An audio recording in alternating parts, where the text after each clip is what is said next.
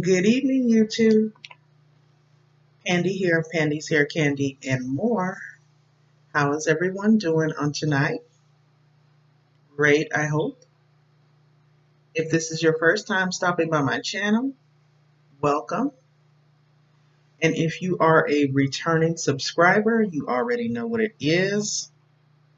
We're family over here. Kick back, relax, and chill with your girl. Over here, I talk about wigs. I talk about weaves. I talk about natural hair care. Um, I also do reviews and recaps on some of the top trending TV shows. I might occasionally sprinkle in a recipe here or there. I like to give recaps and commentary on things that are going on in the world, out in the global media. And I sometimes touch on local media here to my area. Um, Again, I want to say welcome. I am coming to you guys in a different style on tonight because I just wanted to unwind and have a more laid back approach. I'm not necessarily uploading this video to talk about wigs or anything of that sort, but I wanted to just kind of give you guys an opportunity to get a little bit more acquainted with who I am and what purpose my channel actually serves. Um, the name Pandy's Hair Candy and More is simply that in a nutshell. It's not just hair, it's not just Pandy, it's not just weaves, makeup, or anything of that sort. It's all of that. It's us, it's me, it's all of us. And so over here, we're not just a one trick pony, we talk about everything. And so, with that being said, I just wanted to just kind of give a recap and kind of summarize what's going on currently around and about us and just kind of put some things out there for us to be thinking on so that we can kind of ponder those things and make sure that we're informed as to what's going on. Nothing super deep or spooky or anything like that, just talking. There's been a lot going on. Usually in the mornings, as I'm getting ready to go head out the door for work, I'm listening to the news or I'm, surfing the internet during my lunch break and things of that sort. And there's just so much going on. And I'm like, wow. As well, in an effort to have an open forum, I'm just going to kind of recap some of the things that are currently trending around and about us and allow you all to drop down in the comments and let me know what your thoughts are on the situation. Even, or whether or not you had any thoughts about them at all. So nothing informal here, or formal, I should say. Just jumping on, touching bases with you guys before I go to sleep. It's late and just trying to balance everything, but yet still bring the content. And that's basically what I'm here to do. So with that being said, I would like to give you guys some information on hair, since that is the foundation of the channel. Now, I do get questioned a lot by women when I'm out at work, when I'm in the grocery store, when I'm just out and about, with friends, family. A lot of times I get asked questions about my wigs. Now, I am a newly transitioned naturalista. I have been natural for, I want to say, 8 years now. A lot of people say, well, that's not new. It is still new for me because I'm used to chemically treating my hair and chemically relaxing my hair for at least 25 to 30 years. So it's very new to me. And I have educated myself, and I'm constantly educating myself on how to maintain my natural hair and make sure that it's in a strong, healthy state. Now, wigs actually offers me the best of both worlds because it allows me the opportunity to still have sexy yet trendy hairstyles while maintaining the health and stability of my natural hair because it is tucked away, braided up neatly, or twisted up neatly beneath the wig. So I'm going to just share a little bit of information for you guys. And it's just information on the best ways to maintain your natural hair underneath your wigs. Because I do, like I said, I get asked these questions a lot. So I did take some notes and I'm just going to share with you all what I was able to find out and what I know to be true and what works. Now, like I said, wearing wigs is one of the easiest ways, or it's ultimately the easiest way to protect your natural hair, to give you that sexy, trendy alternative, as far as being able to still have nice hairstyles, but yet allow your hair to be tucked away neatly. Now, the thing that we tend to fall prey to when using wigs for beauty, we tend to forget to take care of our natural hair underneath the wig. So what I'm going to do is just share some key points that can be helpful to you if you're like me and you like to wear wigs or you wear weaves or sew-ins or things of that sort. Quick weaves, it doesn't really matter. Just giving you some tips on how you can care for your natural hair underneath.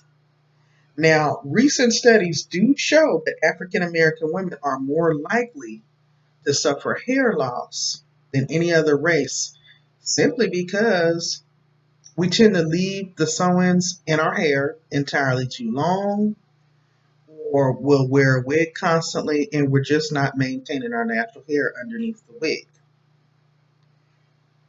Now, what I'm going to share for you guys is just 7 simple tips that can help you to maintain your natural hair underneath. And then when I share those 7 natural tips, I'm going to move on into my recaps for the week that are currently trending right now, and just allow opportunity for some dialogue down in the comments and for us to interact and you all tell me what you thought. All right, so here we are with the 7 tips. Number 1, you want to shampoo and condition your natural hair regularly. Keeping a clean scalp is a great way to make sure that your follicles are healthy, active, and susceptible to growth. Number 2, you want to moisturize. It's vital to keeping your hair in a healthy state, especially if you're natural. But even if you aren't natural, it doesn't matter the race, it doesn't matter the color. You want to keep your scalp clean and you want to keep your hair moisturized. Number 3, you want to make sure that you're braiding or twisting your natural hair up before placing a wig on top of it. This helps to minimize with detangling, and it also allows your wig to lay a lot flatter. I have thick, thick cornrows underneath my wig, but one would never know that until I take my wig off and I'm walking around with my fro out. Number 4, you want to trim your hair regularly. Now, this can vary from person to person. Me personally, I try to trim my hair at least every 6 to 8 weeks, so every 2 months or so. This helps to get rid of split ends, and getting rid of split ends promotes growth. Now, 5, if at all possible, experts and licensed cosmetologists do suggest wearing a silk liner underneath, a silk wig liner underneath your wigs instead of a cotton or nylon cap, which I always thought the stocking caps were the way to go. But apparently those tend to pull all the moisture that you imparted into your head out. Okay? Pulls it right out of the mane. Now, number 6, the tip is to buy the correct size wig or have them custom made. You can always use a tape measure to measure the circumference and the width of your head so that if you're going to be buying, especially with human hair wigs, you want to get those as customized as possible. It might cost you a little bit more money, but it's key because, again, you tend to suffer a little bit of hair loss if you're not going into this thing right, you're not securing the wigs right, or if you're putting the wrong thing, like all these different glues and adhesives and tapes. I don't use any of those. I literally just don't because I don't want to pull my natural hair out. It's just not that serious. And number 7, which is the last and the final tip for how to maintain your natural hair underneath your wig, is let your hair breathe. Taking off your wig is the equivalent to us women coming home and taking our bra off after a long day. We all know how good that feels. And it's the equivalent to that. Our hair needs as much air and oxygen as it can get. And this also relieves tension from your edges, here, the temple, and the nape area. Because a lot of times you'll have that elastic band or that comb in your wigs, and it's just a lot of unnecessary tension.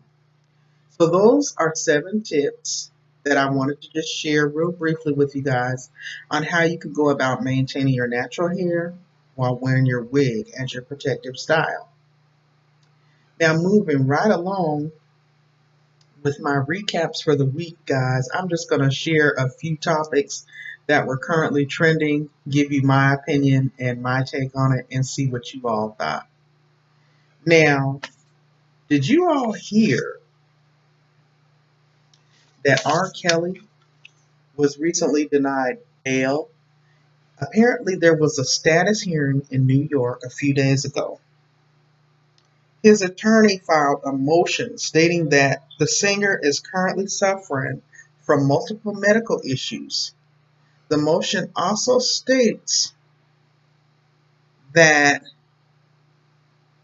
even though he has all these undisclosed medical concerns, um, he's not able to make money and live up to these obligations that, like, say for example, I guess what they were trying to imply, that child support is putting on him. He's not able to do this, he's not able to do that. And I don't think that they're really looking at it as, okay, you're no longer R. Kelly the artist or the star, you are now R. Kelly the inmate number X, Y, and Z, and you no longer have those rights to do as you wish. So anyway, the judge actually denied bail during that status hearing. He denied bail, and he actually set his next court date, or his next court hearing, out for December 9th, with a trial date being set for May 18th, 2020. And the kicker of it all is that he can't bail out. And they said the reason why they extended it was because he has a proven track record of getting out and intimidating witnesses and making them back off and change their story. Plus, not to mention the fact that he's a huge flight risk because he's facing all these charges. I thought that was pretty interesting because I grew up, not necessarily grew up because I was born in the 70s, but in my era of being a teenager to a young lady, R. Kelly was one of the most relevant poppin' artists out there. And just to see and hear all of the stuff that he's been accused of doing, and just look at him in the sense of back then to now, it's unbelievable. It's unreal. And it's very interesting to me. So I follow it. I don't follow it like that, but I do follow it. And I think it's very interesting. And I thought I'd share that with you guys. Now, the next piece of current trending topics that I found to be interesting was Brant John. Brant John is Botham John's younger brother. Now, Brent John's act of grace towards his brother's killer sparks a debate over forgiving when he hugged former Dallas police officer Amber Geiger in court.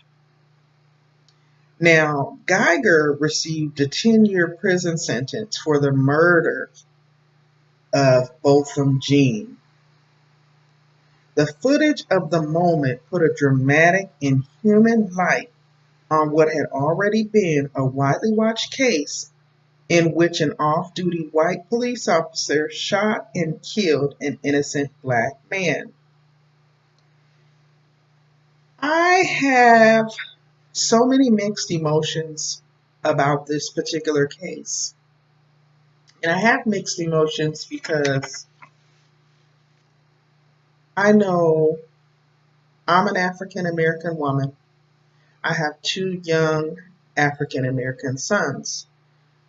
And when I say young, I don't mean as in kids, but both over the age of 21. And so the fear is always constantly in the back of my head about something happening to them out in the streets, or just like in Botham Jean's case, not even in the streets. He was at home eating ice cream. Now, at the same time, I have a lot of white friends. I have a lot of black friends.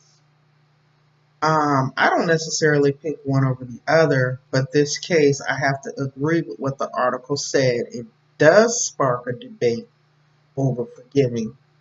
Because on one hand, you do want to forgive because it's the right thing to do. However, I almost feel like the humanness, be you black or white, if you put yourself in that person's shoes and you look at the facts surrounding the case, it's hard to, it's hard to lean on the side of forgiveness. So I don't know. I don't really know what can be done to ease the racial tension that we are currently faced with in this country, but it's definitely something's got to give. Something's got to give. I was just curious to see what y'all's thoughts were on the case. Those of you all that follow me, keeping in mind that we are not a mess channel. We're not here to bash anyone. Everyone's viewpoints will be respected as long as it's done with class and with taste. And again, just recapping my observation on what has been trending in our society as far as the media outlets and the news outlets go. Now, the next and final piece of news, well, actually, there were two things. I'm not too familiar with DaBaby, but apparently he's a rapper. And apparently his bodyguard knocked out a female fan, knocked her out cold at a concert 3 days ago. Now, apparently the bodyguard took to Instagram this past Sunday to explain why he ended up knocking out the female. And it sounds like he was just doing what he gets paid to do. He thought that the handsy fan was a man. And with that being said, he issues a warning of sorts stating that man or woman doesn't matter at the end of the day. He's paid to protect the artist. Now, I feel like, again, I'm not familiar with him. It's a little bit out of my league. Call me old. But I am kind of familiar. I've heard of him. Just not really my cup of tea. But I thought that was interesting because at the end of the day, it was a woman. Now, a lot of times women need to not put themselves in the place where they are in a position to provoke or incite violence. But then the flip side of that is, I don't ever agree or condone with violence as far as domestic violence goes between men and women. I don't even know how that's possible. I mean, I do know how it's possible, but I don't agree with it.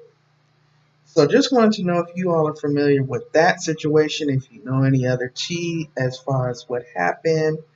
Um, you know, is it staged? Is it even real? Are they doing this for publicity?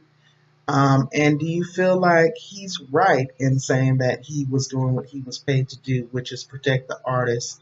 Apparently, they're trying to imply that this young lady attacked the artist, which is why she was attacked. I don't know. And last but certainly not least, the last bit of information, which I found to be pretty humorous, was Evander the Real Deal Holyfield is coming out of retirement, y'all, at age 57 years old. He has announced that he is set to make a comeback. He is stepping back in the ring. He is going to be in Japan. And he is going to have a fight. They haven't named who the other fighter will be yet, but Holyfield, and I'm quoting him, says this is the biggest thing to give people in Japan the opportunity to see the only four-time heavyweight champion of the world. It's something for them, and it's something for me, the real deal. He became the first man in history to become undisputed cruiserweight world champion before moving up to heavyweight and becoming the four-time world champion. He is also remembered for having one of the most darkest moments in boxing when his rematch with Mike Tyson in 1997 ended him up with his ear bitten off. So I thought that was kind of interesting. I'm like, we haven't heard from Evander Holyfield in years. But apparently he's getting ready to come back out of retirement, and I just hope that he don't get hurt. I don't know if at 57 years old he should still be trying to box. But it is what it is, y'all. I'm Pandi of Pandi's Hair, Candy, and More. And I thank you guys so much for taking a moment to stop by my channel and rock with your girl. Over here, we generally talk about wigs, natural hair, weaves, a little bit of makeup, a little bit of recipes, TV show reviews, and just life in general.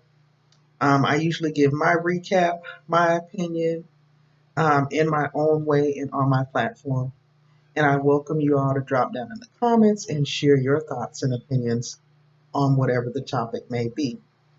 Until we meet again, y'all, I'm Pandi. Y'all have a blessed night. I got to get up early for work in the morning. I'm sure my eyes is getting glossy, so I will holler at you guys later. Again, thank you so much for stopping by. Good night.